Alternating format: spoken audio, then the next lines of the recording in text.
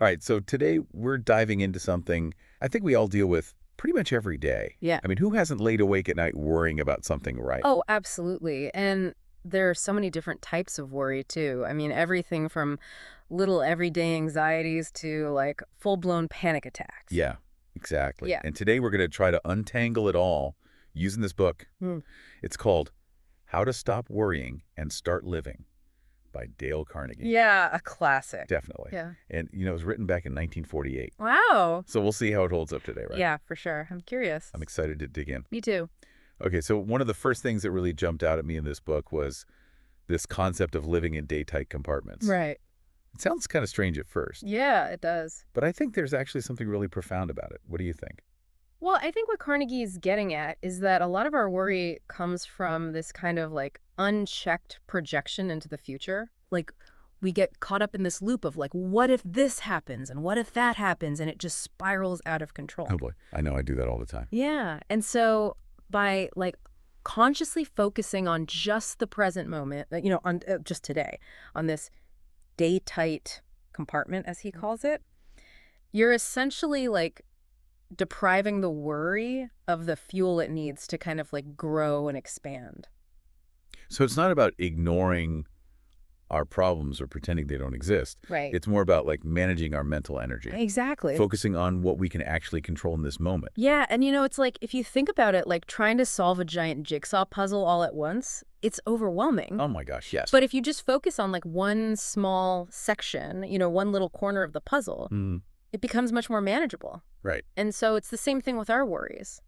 I love that analogy. Yeah. That's really helpful. Okay, so let's say we've kind of like compartmentalized our day. Okay. We're trying to stay present, Mm-hmm. but inevitably, some worries are going to pop up. Yeah. Right. Of course. How do we actually deal with those worries when they come up? So Carnegie outlines this really practical 3-step process. Okay. He calls it analyze, accept, and improve. Analyze, accept, and improve. Right. Okay, I'm listening. So let's say, for example, you're worried about like a big presentation you have to give at work. Oh yeah, I can relate to that. Right. Big time. So the first step is to like really analyze the situation objectively. Okay. Like what's the worst that could possibly happen? So like really play out that worst case scenario. Exactly. Oh, gosh, I don't know if I like that. I know it's not fun, but it's important because the second step is to then accept that worst case scenario. Accept it. Yeah. Okay. Not like resign yourself to it, Right. but just acknowledge that it is a possibility. Yeah. And this Yeah. actually helps to reduce the fear of the unknown. Okay, so analyze the situation, figure out what the worst possible outcome is, and then try to accept that it could happen. Exactly. And then the third step, which is I think the most important step, is to improve the situation. Okay. So once you've kind of like accepted that worst case scenario, you can start to think constructively about, okay, how can I actually improve this situation? Right. What steps can I take to minimize the chances of that worst case actually happening? And even if the worst case does happen, what can I do to like cope with it? Right, exactly. Okay. And so even taking like small actions can really help to restore this sense of agency and control. Okay. So analyze, accept, and improve. Yes. I like it. It's a good framework. Yeah, it's a good framework. Yeah.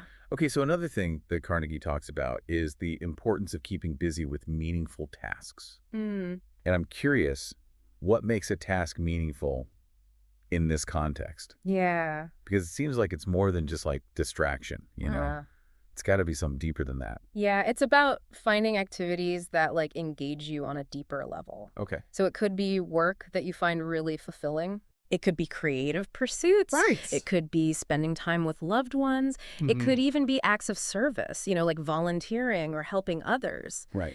The key is that it brings you a sense of satisfaction and purpose. Okay, so it's not just about like keeping your mind busy. It's about like nourishing your soul in a way. Exactly. And I think that makes a big difference. Yeah, for sure. Because if you're just like distracting yourself with like mindless activities, Right. scrolling through social media or whatever, Yeah. it might work for a little bit, but it's not going to really address that underlying worry. Right. It's not going to give you that sense of like fulfillment and purpose that you're talking about. Exactly. Okay, so have you used this technique in your own life? Oh, yeah, absolutely. I remember one time I was like super overwhelmed with this project deadline and I was just like totally freaking out. Yeah. And instead of like, continuing to spiral, I decided to like throw myself into woodworking, which is like a hobby I find really grounding. Mm-hmm. And like the process of like working with my hands and like creating something tangible, it just like completely shifted my focus. Yeah. By the time I like finished the project, I was like so much calmer and more centered. That's awesome. I love that example. Yeah. Okay, so moving on to something I think is really important and often overlooked, gratitude. Yes. I know it might sound a bit cliche, Yeah. but can you talk about how gratitude can actually help reduce worry? Yeah. Because I think a lot of people think of it as like this fluffy feel-good thing, Mm, but it's actually much deeper than that. right. Gratitude is a really powerful antidote to worry because it forces us to focus on what we have rather than what we lack. Right. And worry often stems from this sense of scarcity, Right. like, this feeling that we don't have enough or that we aren't enough. Yeah. And gratitude reminds us of the abundance in our lives. Yeah. I think it's so easy to get caught up in like what's missing from our lives Mm-hmm. and take for granted all the good things that we already have. Absolutely. Even simple things like a comfortable bed or a delicious meal. Mm-hmm. Like we just kind of like take them for granted. We do. And so gratitude is a way of like really appreciating those things Right. and recognizing how fortunate we are. Yeah, exactly. And the thing about practicing gratitude is that it doesn't have to be complicated. Okay, good. It can be as simple as like taking a few minutes each day to just reflect on the things that you're grateful for. Right. Maybe you write them down in a journal Hmm. or you just like think about them in your head. Yeah. But just like consciously bringing those things to mind. It's like training your brain to focus on the positive Exactly. instead of the negative. Yeah. Okay. So last but not least, Carnegie talks about the importance of embracing our individuality. Mm-hmm. Why is that so important in the context of worry? Well, because comparison is a major fuel for worry. Right. We're constantly measuring ourselves against others, Yeah. and this leads to feelings of inadequacy and self-doubt. Mm-hmm. And so when we embrace our individuality, when we focus on our strengths and celebrate what makes us unique, Mm-hmm. we become less susceptible to those pressures of comparison. So it's about recognizing your own unique value. Yeah, And not letting like external standards define you. right, exactly. And I think that's such a powerful message It is. because, we live in a culture that's so obsessed with like achievement and success. Mm-hmm. And it's easy to get caught up in that Yeah. and start comparing ourselves to others and feeling like we're not good enough. Mm-hmm.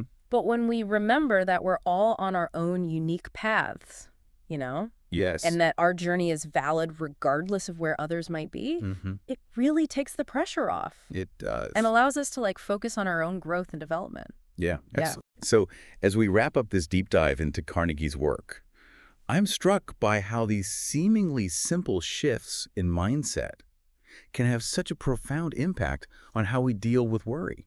Right. It's not about like completely eliminating worry from our lives, Yeah. because that's probably not realistic, Yeah. but it's about like changing our relationship to worry Mm-hmm. and learning to manage it in a healthier way. Exactly. And the beauty of it is that you don't have to implement all of these strategies at once. Right. You can choose one that really resonates with you Mm. and start experimenting with it this week.